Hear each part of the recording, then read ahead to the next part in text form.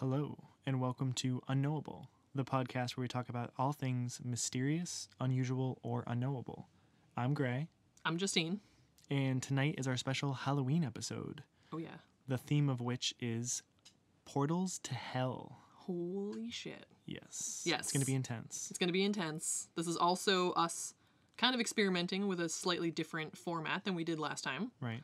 Instead of one topic that we both discuss, we're telling each other about a topic. Right. We've each done independent research into two very different topics. Yep. And so both of us kind of don't know what the other one has researched, so we will be learning about it while you learn about it as listeners. It's going to be awesome. I know very little about Gray's topic. Right.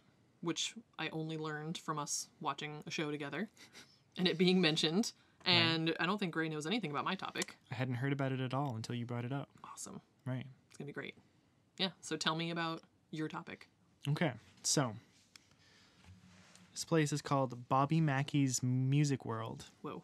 It's in Wilder, Kentucky, which is very close to Cincinnati, Ohio. Which is where we're from. We were born there. Yeah. Shouts out to the Cincinnati fam. Sin City. Yeah. Actually, I was in Cincinnati in July and realized way too late in the trip that I was only maybe 30 minutes from Bobby Mackey's. It's wild. We gotta make a pilgrimage. I got scared. I wanted to go and I got scared. And you will find out why. Yeah. In a few moments. I know just enough to be terrified of this place. As well you should be. Yeah. Yeah. So tell me why it's terrifying. Okay. So Bobby Mackey's is currently a nightclub / music venue in Wilder, Kentucky, just south of Cincinnati. But it was built in the 1850s. Okay? Oh. So it was originally built as a slaughterhouse. Oh. Yep. Great beginnings. So it's not close to a river. Normally they build slaughterhouses on rivers or close to bodies of water so they can dump all of the blood and guts into the river, Gross. which is great to think about. I did not know that. I'm so glad we live nowadays and not back then. God.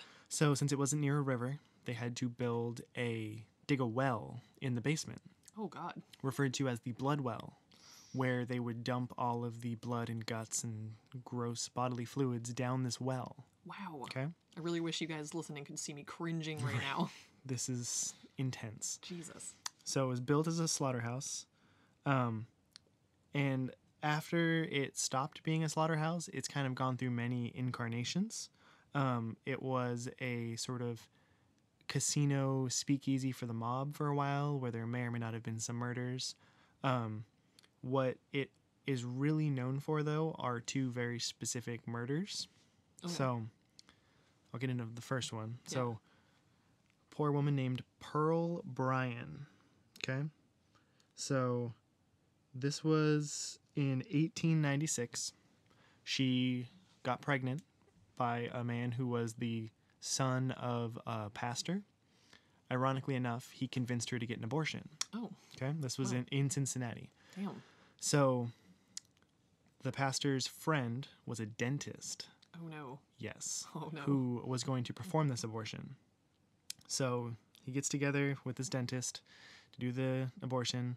It takes hours using dental instruments to do this abortion. What? I don't know what he was doing to this poor woman, but yeah, it took hours. He was not going well. No. And this was in this location? Yes. Oh, God. Or it was near it that the actual abortion was taking place. Jesus. So the article itself talks about how he was more inept as a surgeon than he led his friend to believe. Oh, great. So, surprise, surprise, she dies during this botched abortion. And they decide we have to get rid of her body. Of course. So, they don't want her to be identified.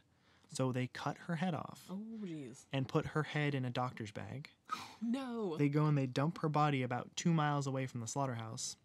And they go to the slaughterhouse and they throw her head down the blood well. Oh, God. So, the reason that they know about the slaughterhouse and the reason that they decide to throw the head down the well is because these two men were part of a satanic ritual cult. Whoa. That met regularly at this slaughterhouse. Holy crap. So, they would meet there. They would do whatever various satanic rituals that they got into around the blood well and would sort of sacrifice things into the blood well. Whoa. I have to preface this and say that this is all unsubstantiated. There's no proof. There's no documentation. Right. But this is sort of the accepted local legend as to how this all began. Mm-hmm. So a very intense murder. Yeah. They never found her head, so it's probably still at the bottom of that well somewhere. Yikes. The two men ended up being hanged, and one of them said that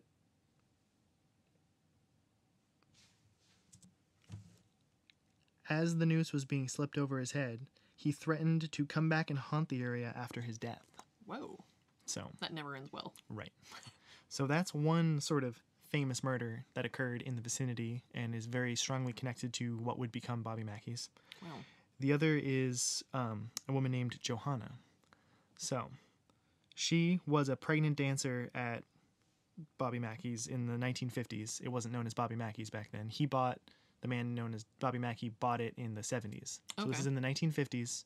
She was working as a dancer at a club in the incarnation it was in the 50s. She was pregnant, and her father killed her lover by hanging him in a closet. Her lover's name was Robert Randall. Okay. Put a pin in that because that's going to come up later. So Robert Randall was killed, and so she killed herself in Bobby Mackey's, or what would become Bobby Mackey's, by poison. Damn. And so her spirit is said to haunt Bobby Mackey's as well. So you have Pearl Bryan and Johanna, who are both sort of documented murders or deaths that occurred in or around Bobby Mackey's, as well as all of that satanic ritual occultism, as well as the whole history of it being a mob speakeasy. You know, there's untold things that could have gone on, murders and stuff. So that's sort of the dark history. Nowadays, so 1970, a man bought the club. His name was Robert Randall Mackey. Oh. Robert Randall, as in the husband or the lover of Johanna. Interesting. He goes by Bobby. So that's just a weird little coincidence there. Yeah. Is that like fate or, I don't know, A fatalism? little too strange of a coincidence. Right. So he buys it in the 70s, turns it into a music venue and a nightclub. Okay. So when you walk into Bobby Mackey's nowadays, you'll be greeted with a sign. It says, "Warning to our patrons. This establishment is purported to be haunted. Management is not responsible and cannot be held liable for any actions of any ghosts or spirits on the premises." That's awesome. Right. I would be excited to go into a place that had that. Right. So this place is a mecca nowadays for ghost hunters, paranormal trippers, anybody who wants to sort of have their own personal experience with ghosts and or spirits. Yikes. So this location is a little bit different from a normal ghost haunting sort of location because it's not just the spirits of dispatched humans that haunt this place while those exist here.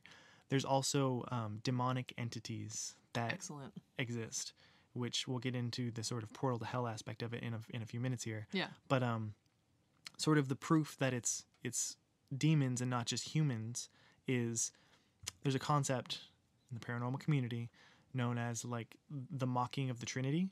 Okay. So if things occur in threes, then it's considered a mocking of the Holy Trinity, which is, you know, a Christian symbol, the Father, Son, Holy Spirit. Yep. So if a spirit does things in threes, then they're sort of saying like, fuck you to God. Sort of like how if you take a cross and turn it upside down, it becomes a satanic symbol. Yep. Very similar. That ties into my story a little bit. Nice, does it? Yeah. Perfect. See? Just a tiny bit. We didn't even plan this. So Amazing. So yeah, so you know, people experience knocks or certain things in groups of three. Like for example, this television show on the Travel Channel called Ghost Adventures. Ghost Adventures. Which is how we first heard about Bobby Mackey's. Yes. The Zach sort of Bagans. Zach Bagans, the head presenter. He's amazing. He was down by the blood well, and which is a terrible phrase. It's awful. Yes. It's so awful. So he was down by the blood well, and he was scratched on his back. Which this is like a pretty intense, like it's not just, you know, a light little scratch. Like this is like a deep, almost drawing blood scratch on his back, but it's 3 claw marks down his back, which he shows. Which, you know, I'm sure there's those who swear by Ghost Adventures that it's got to be true. There are those who say that it's got to be fake. Either way, it's pretty compelling evidence that there's a demonic entity there, not just humans that have died.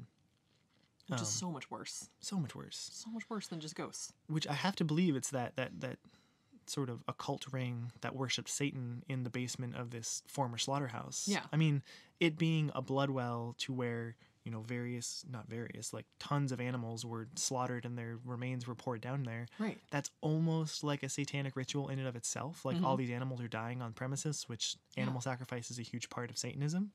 So if there was occultism being practiced there, it's sort of the perfect place for it to have already been sort of like not blessed, but sort of like seasoned for Satanism. It was pre-seasoned. Pre-seasoned. It's like some kind of demonic skillet. Right. It's amazing. And we talk all the time about death and pain being kind of trapped in locations. And I mean, that alone, obviously these animals aren't wanting to die, and they're probably dying very violent deaths and perhaps being mistreated before so. So there's just the idea that there's all of this negative, just death-centric energy happening in this location before... Even before all this occult shit happened. Right. Then you have these like sketchy people in the 1800s who were worshiping Satan, doing various satanic rituals and rites. Yeah. You have a sort of pre-seasoned like well that then is fully converted into like a focused satanic energy. Right. Which opens the area up to whatever is on the other side. So they talk about in the paranormal community a thin place where our world and the world of whatever is beyond, where those two worlds are sort of, the distance between them is very thin. So Bobby Mackey's is thought to be a thin place where spirits and the human world can sort of interact the most effectively. Which, by the way, October is known to be a very thin month. Right. So we're kind of in the midst of it right now. Right. So if you were to go to Bobby Mackey's on today, Halloween, you'd probably experience some intense Might see some shit. activity. And the demon side of it is honestly part of the reason why I was scared to go. Right. If it had just been a place that I knew was haunted, there was some weird stuff going on, like, cool, I'll go check it out, see if I see anything or hear anything. But just the idea that there's a portal to hell, that there's demons, that kind of made me a little more totally understand wary to go there, because I was like, I don't really want to bring any demons back on the plane. Right. Because you never know what's gonna like sort of follow you home or Yeah. come home with you. Exactly. So so the whole portal to hell aspect of Bobby Mackey's. So as I'm sure you can imagine, the blood well, is considered to be the portal to hell. Of course. So it's a place where the demons sort of come from and go to in order to go back to hell. Bobby Mackey's is an interesting area as well, because not only is there the portal to hell, but there's also the purported stairway to heaven. Oh. As cliche as that sounds. Wow. But it actually makes a weird kind of perverse sense that you'd have sort of the yin and yang. You'd have the portal to hell and the stairway to heaven, 10 feet from each other. Yeah. So in this basement, next to the blood well, is a staircase that goes straight up into the ceiling. It doesn't go up to another floor. Just the handrail ends at the ceiling. Yikes. The steps end at the ceiling. What the heck? So I don't know if it used to be a functioning staircase that they boarded over, or it looks, if you look at photos of it, it looks a lot like it was just built that way. Right.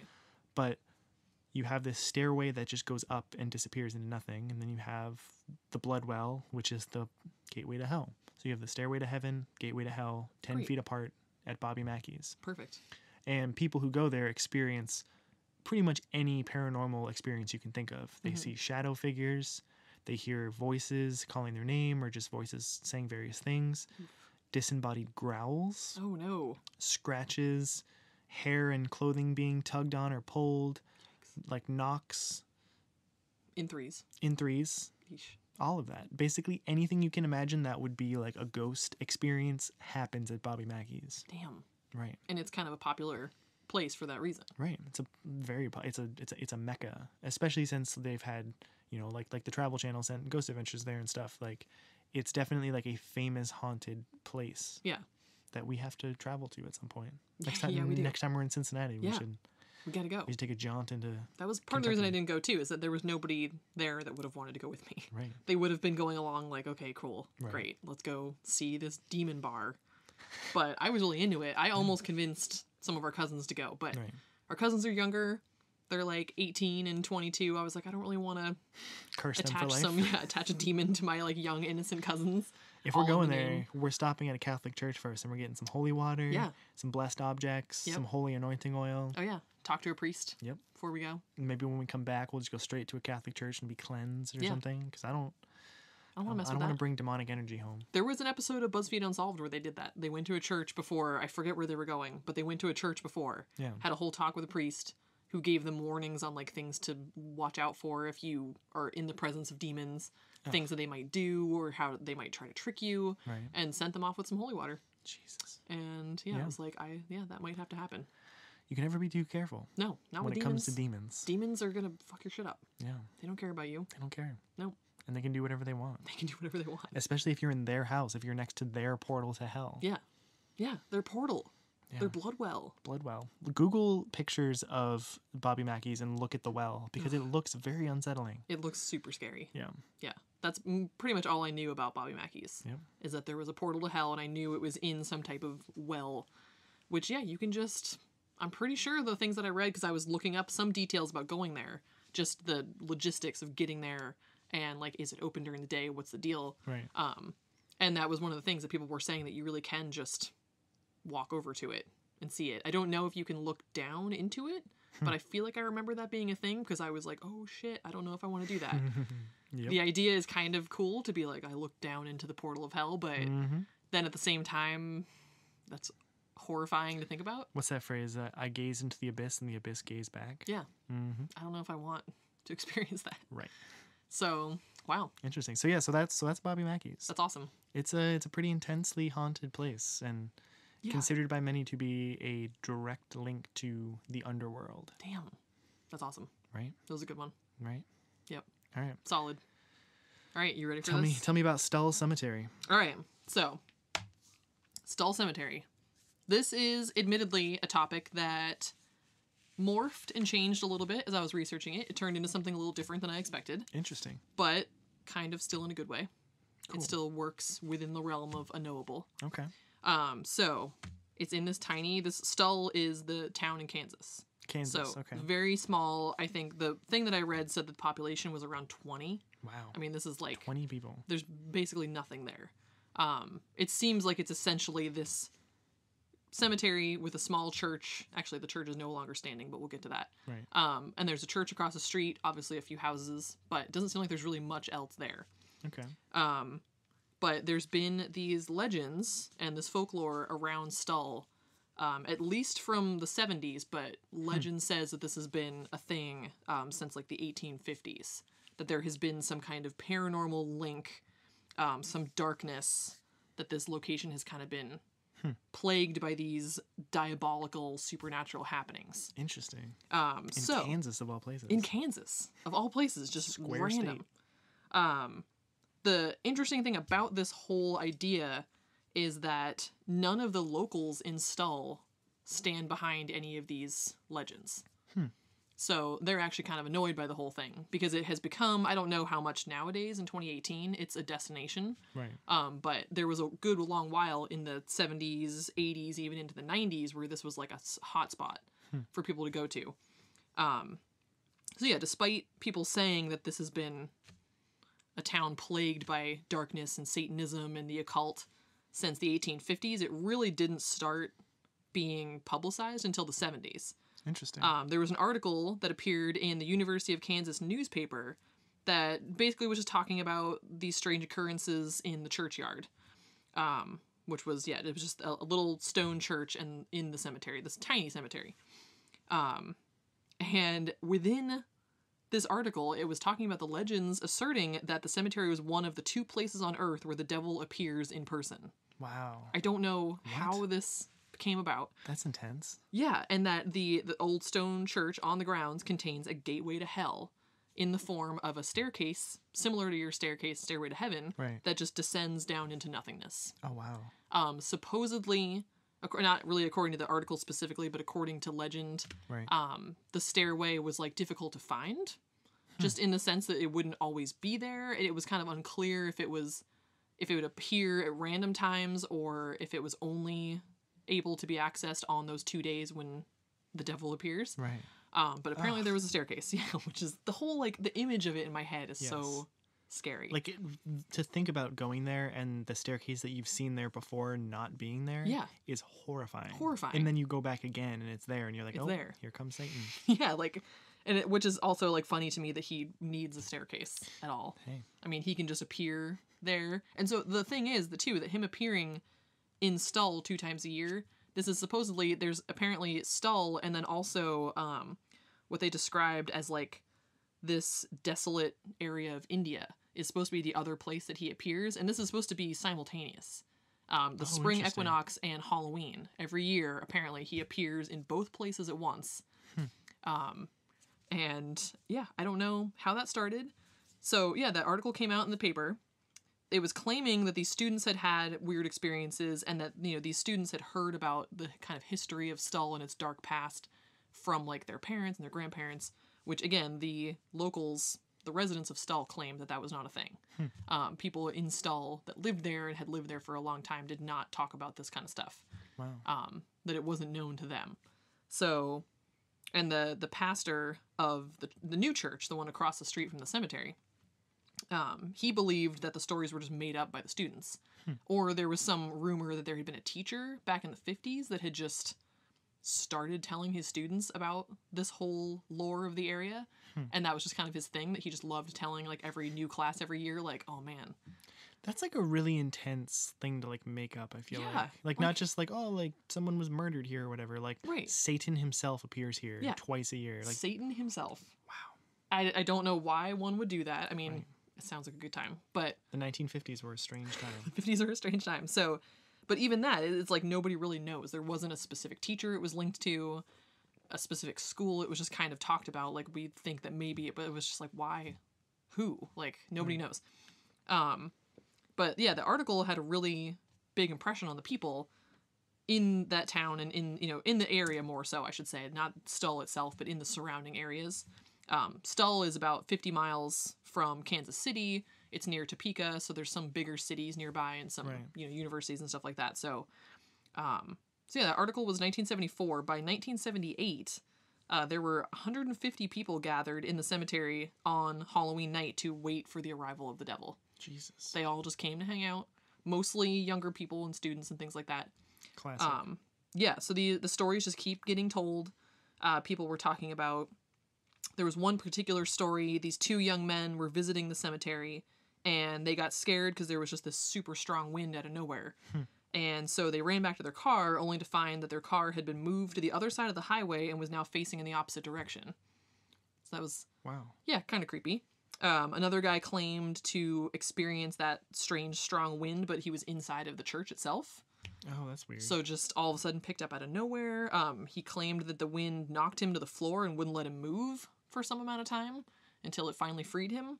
Wow. And incidentally, it's inside of that church that people claim, at the time, they claimed that no rain would fall inside the church, even though at that point it had been crumbling enough that there was no roof anymore. But they claimed that when it rained, the inside of the church would stay bone dry. Oh.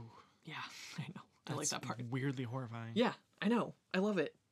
I love it. And, of course, people being grabbed by unseen forces and hearing growls. And there was a little short video that I found on YouTube that was supposedly somebody had caught, like, an EVP while they were just kind of walking around the grounds of the cemetery. Interesting. EVP, for those who are uninitiated, is an electronic voice phenomena. Yes.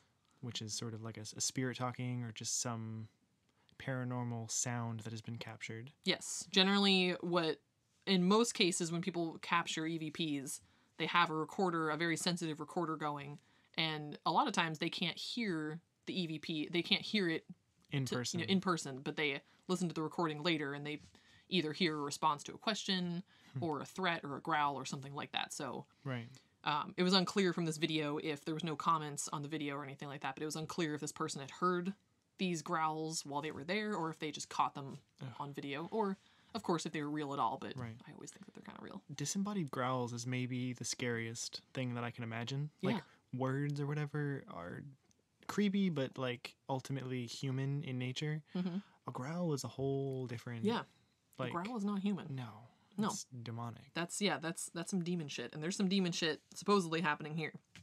So there's definitely some parts of the story that part of what makes it not as credible, and of course, depending on who you are listening, you may not think that any story about Satan appearing or ghosts or anything is credible. Right. But there are parts of these legends that make it less credible because there's some things that people claim that are just straight up not true. Like, it supposedly the original name of the town was Skull, but that it was later turned into Stull because they were ashamed of like this black magic and this occultism in their past, and they wanted to like atone for their sins and change the name. That wasn't true. It used to be called Deer Creek Community, and they ended up just naming it Stull after like the first postmaster of the village, who ended up, resigning from his post shortly after, but they just kept the name. So it's got a really boring history for the name, but they kind of that got added later as like, ooh. Right. Which in my research of this, I found several articles and things talking about this that kind of just claimed that as fact, but that wasn't really a thing, although that also was kind of cool. Mm-hmm. There was, in 1980, there was an article in the Kansas City Times that kind of added fuel to these rumors. It talked again about the devil appearing in 2 different places. It mentioned Stull being one of those places, which I don't really know why the devil would choose Stull, Kansas, in general, but who knows. And supposedly the creepy part about why he is making his appearance is that he gathers all of the people who died violent deaths over the past year since his last appearance, and he takes them for a little prance around the earth at witching hour. Why? I don't know. I don't know. A whole nother question. That's what he's up to, is he's just appearing for some reason. I'd have to look at like a globe to see, like, is Stull in this spot in India like perfectly like across the globe from each other or something? I feel ashamed that I don't know this better off the top of my head, but yeah, I don't know why these 2 places, but that's apparently what he's up to, is he's just gathering all the people that died violent deaths specifically. Is there like a description of what Satan looks like when he appears? No, because nobody's actually seen him, of course.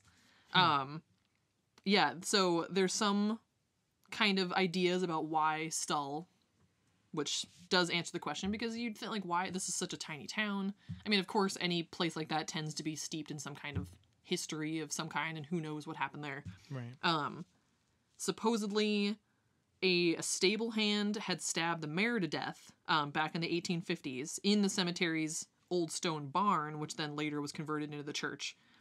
Which the reason it didn't have a roof anymore was partly because it had been gutted by a fire at some point, which nobody really knew why there was a fire. They speculated that the fire had been because there were some people practicing some forms of Satanism in the church. Interesting. And that it accidentally got burned down. Or some other people speculate that it got burned down because people were trying to destroy this portal to hell, this staircase. Nobody really knows. Interesting. What happened. But another idea is that he comes to visit a witch that is supposedly buried there. There's this legend that they were sort of like these undocumented witches that were hanged from this old tree in the cemetery.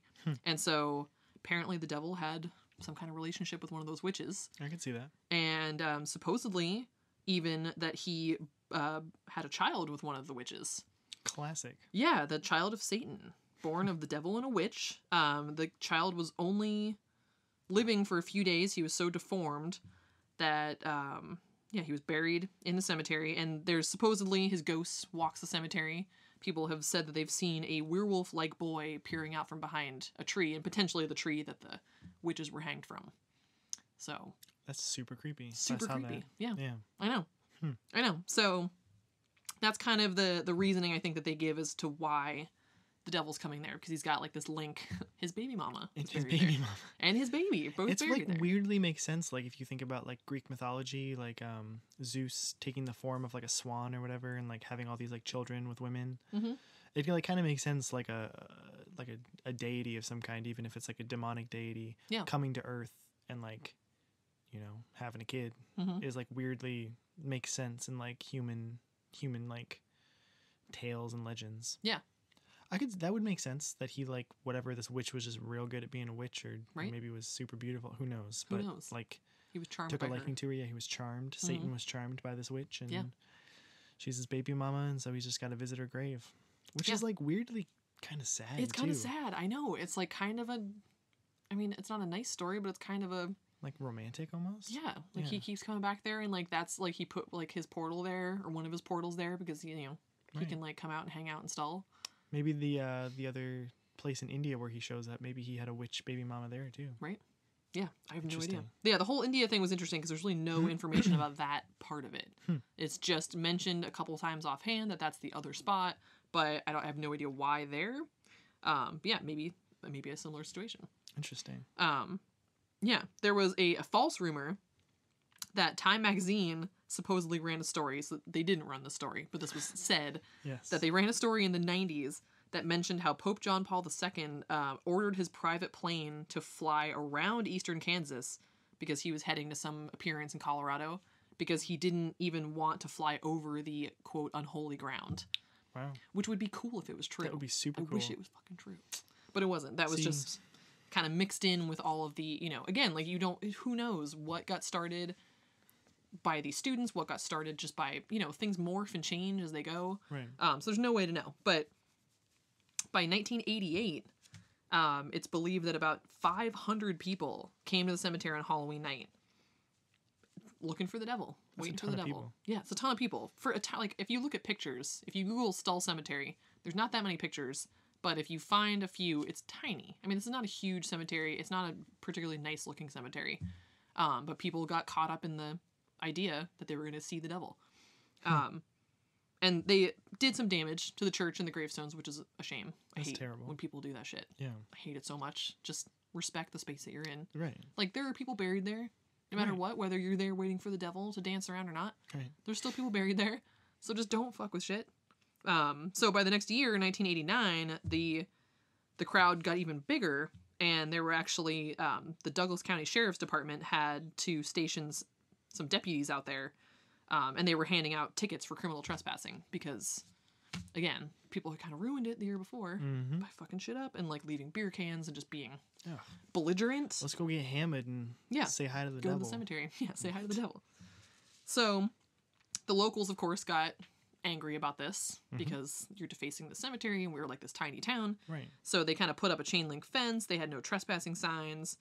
So yeah, again, the locals do not stand behind these stories. They do not think that there's any reality to this at all.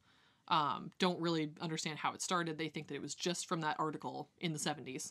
But the mystery just lies in, like, the fact that the church for a long time was, like, the center of all of this lore. Right. As far as it having the actual staircase, that being one of the, the rain not falling in there. That was kind of the place that a lot of people came to go see, and that a lot of the damage was done to. So the mystery was laying in, like, why don't they just tear it down? Right. It wasn't used for anything. It wasn't particularly historic necessarily. It literally it had been a church, and then they raised money to build a new church, and that was the church across the street. And so it was just there because it was just still there. It hadn't been used in years and years, like centuries even. Right. But they left it up, and I don't know why. And apparently it did get removed in 2002, although the owner of the property said that he didn't authorize it. So they don't know who demolished it, or why, or how, or when, but it got demolished. And super weird. Interesting. And I think one of the coolest things for me was that on Halloween night of 1999, they, even at that point, so people started coming to the cemetery back in the 80s, or really even in the 70s, like maybe mid to late 70s was when people started hanging out at the cemetery. Right. And it just kept growing and growing and growing. And by 99, they had tons of people turning out. They had reporters from the local paper. They had television news crews that were supposedly there to kind of debunk the whole idea. Right. To be like, okay, we're going to be here with cameras. We're going to catch the fact that nothing happens. Right. So maybe people will calm the hell down and leave the cemetery alone, leave this town alone. They're all out there for several hours, just hanging out. And none of the sheriff's deputies asked anybody to leave until 11:30. Just right before, because this is supposedly happening at midnight. Right. It wasn't until 11:30 that they asked people to leave because an unknown representative from the cemetery arrived and ordered everybody to leave the property. That's super weird. Yeah, and I have to think in the past that, like, there must have been people there at midnight. It's not like that was the first time. Right. But it just seemed odd that, like, they were there for a while. And they had the deputies there, so clearly there was, like, a known thing. Right. Been happening every year. But for whatever reason, this particular year, they ordered everybody out right before. Because of the news crews. Yeah. I wonder, so we were talking about EVPs, how a lot of times they don't catch anything with their naked eye, but, you know, the recording has some sort of something on it. Yeah. So I wonder if that news crew had stayed through midnight, that maybe the cameras or the audio would have picked up something that you couldn't see with your naked eye. Yeah. Interesting. It just seemed weird to me. Like, why not just come out at the beginning and Right. say, like, you know what, everybody clear out. Right. Like, we don't want to do this tonight. And who is this unknown representative? Right. Yeah. It seemed very shrouded in mystery. So, a couple random things. So, one of the other sadly false stories, which I Googled it today. I was like, please be a thing. This would be so cool. Supposedly the area code of Stull was 666. Oh. Not true. Oh. It's something different. It's like 735 or something. But little tidbit, there was a small town in Louisiana called Reeves that used to have the area code 666. But a bunch of the Christians in the town made sure that it got changed back in 2007. It had been that since like the 60s, I think. Wow. But they didn't like it. It's the devil's number. So they got it changed, and now nobody has that area code. Because then my next thing was like, oh, cool. Like, who is 666 now? Nobody. Makes sense. Sad. And then another thing is Stull actually made an appearance on an episode of Supernatural. Oh, interesting. The finale of season 5. Apparently there's a battle with Lucifer. Michael and Lucifer have like their final showdown. Oh, interesting. And apparently the writers of Supernatural made Dean and Sam. They made them, I forget the actual town or city that they are from or they were born in, but they specifically made it that because it was close to Stull. Oh, interesting. Yeah. So this kind of changed a little bit in my research because I was really kind of hoping that there was some, like, even if there was just dark history. And of course, like, nobody can necessarily substantiate any stories of being grabbed or even like the rain falling. I mean, there's no footage of that. There's no proof of that. But I hoped at least there'd be some like real substantiated dark past of this town. Right. But there was nothing, but it ended up being kind of an interesting little foray into like the idea of folklore is fascinating to me, that like maybe it was just some dude in the 50s that just started, you know, like, oh, wouldn't this be fucking funny? Right. If I told all my students about all of this weird witchcraft and like Satanism And it's, like, it was morphed just from bullshit. there. Yeah. And now it's been referenced in, you know, various like pop culture things. Supernatural had an episode there. People do, I mean, it's not, I don't think it's quite as much of a hotspot now, but people do still go there to look for the devil or look for some weird things. So it's amazing to me that even if all of this is complete nonsense, that it turned into such a huge thing, and that this town of 20 people or whatever it is known in like the paranormal community for being one of the gateways to hell. And maybe just because somebody made it up. Right. So interesting. I see a lot of parallels to Bobby Mackey's as well, because when you start getting into the history and all the stories I told, when you get into sort of like looking for facts to cite, there are no facts. There's no proof of any of that stuff. It all could just be folklore. It could all just be made up to sort of, you know, this creepy old building to kind of just create a better story for it. Yeah. And so there's some level of sort of like, not trust, but like faith in the fact that these things are true, or that like there's something going on that's deeper than just, oh, this is a creepy building or this is a creepy cemetery. You kind of have to believe or choose to believe, or you just have to, kind of, everybody makes up their own mind. Yes. Based on if they think it's true. Some parts are true, some parts are fake, all of it's fake. It's completely open to your interpretation. Yeah. And I, for one, would totally go to Stull. Oh, yeah. Like, I would want to go there on Halloween. I don't know if we'd be allowed to go. Right. Probably not. Right. But it'd be cool as hell. Again, I don't know if I want to see the devil. Yeah, right? Like, I mean, if he's not doing anything bad, maybe he's just dancing around. Right. With his baby mama. With his baby mama and all the people that died violent deaths. That's wild. They deserve some nice things in their life. Yeah. They had a shitty end. Their afterlife. Yeah. They're going to now dance around with the devil. And I don't know. I mean, they died violent deaths in the past year, and they're going to do this dance with the devil. I don't know. I have to assume they're not going to hell with him. I don't know where they're going. I don't know. That's a whole other episode. Oh, yeah, that's a man. whole other. You gotta do an episode of Heaven and Hell. Right? Oh, man. Great. That's a rabbit hole. That's gonna be like a 5-parter. Jesus. Yeah, so that's Stull Cemetery. Stull Cemetery. Potentially just a fascinating look at folklore. Right. Folklore as a phenomenon. Yeah. Interesting. Just so fascinating. Yeah. So. Yeah. So that's our Halloween episode. This is our Halloween episode. Yes. Portals to hell, gateways to hell. Yep. Awesome. It's wild. I mean, if you want to dig more into either of these topics, go for it. There's more you can find. Or if you want to just find out more about portals to hell in general, there's a ton of them. Oh, there's so many. We had hoped that this episode would be a collection of portals to hell, and then we realized that there's actually, like, I think in my research, I must have found at least 15. Yeah. All over the world. So it's a topic that's rife with further exploration if you want to. Yes, this would have been like a 10-hour long episode if we had done all of the portals. So we just picked 2. Easy. Yeah, these aren't even 2. If you Google portals to hell and find lists, these aren't even on them. Right. These are just Sort some of side notes that we find interesting. Some lesser portals to hell, apparently. Right. But yeah, Halloween episode. Halloween. Yeah. All right. Well, thank you for listening. This is the 2nd episode of Unknowable. It is. At this point, we are now on Spotify, Castbox, Stitcher, TuneIn, iTunes. We're on Facebook and Instagram, Unknowable Podcast. Yep. Look for us. Comment, subscribe, give us a rating or a review, please. Recommend us on Facebook. Recommend us. Just tell us what you think. We want to hear feedback. We want to hear what you liked, what you didn't like. Yeah. What's the topic we should do next? Do you want to be on? Do you want us to talk to you? Do you want to talk to us about your favorite unknowable topic? Yeah, let us be awesome. know. Let us know. Yeah. If you know anybody cool we should talk to, right? Hook us up.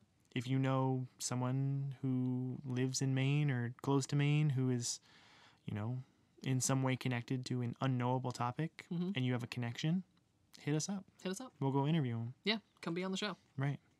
Awesome. Thanks for listening. Thank you for listening. We love you. We love you. This is Unknowable. This is Unknowable. Unknowable.